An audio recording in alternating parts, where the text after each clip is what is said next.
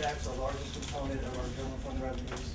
And what supports that also during the 5-year planning period is our property tax. I mentioned that this is a reappraisal year. We have to go back to a certified rate and then to what's called the effective rate. And I'm going to stop right now, get a sip of water, and ask Mr. Turner to very quickly go through the process that he went through working with the county assessor's office, and now the information we received back from the state of Tennessee Board of Equalization approving our certified rate. So, Paul. That's right. Yesterday we received approval on the $1.76, so it's going through the entire process. Just to give you a quick overview, when the appraised values went up, what I had to do was work with the county to get us back to a tax neutral rate. That's the rate needed to generate the same tax dollars as if there were no increase in values.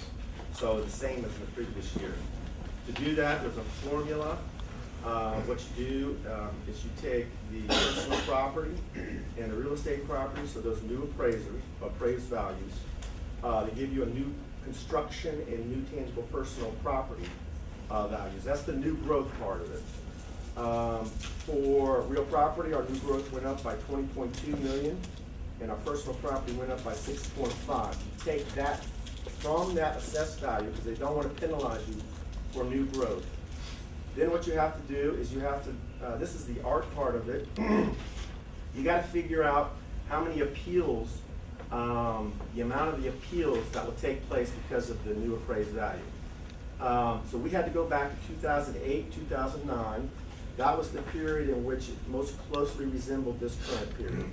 So we went back to that period, went back and forth with Shelby County. We came up with assessment loss of 37.8 million.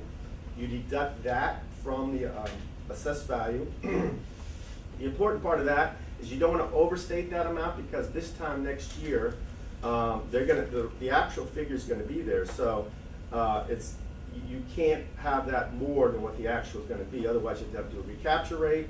And as exciting as this was, I don't want to have to do that. The estimated utilities is a figure that comes from the state of Tennessee. That's for ad valorem railroads and utilities, so that's a factor within it. You compare that to the prior year's tax levy.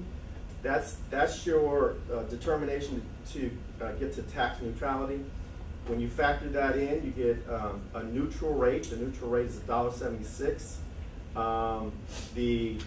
If you take out the appeals amount, that's $1.72. So basically, we have a 4-cent factor in there for appeals.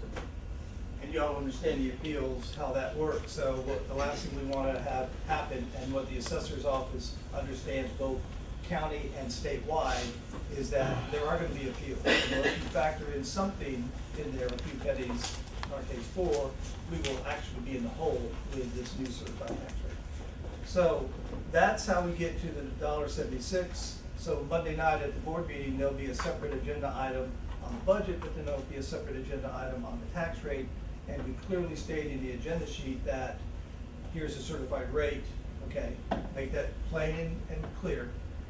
These are the additional pennies we're recommending to support the FY18 budget and during the 5-year planning period. That's the 23 cents that gets us to what's termed the effective rate of $1.99.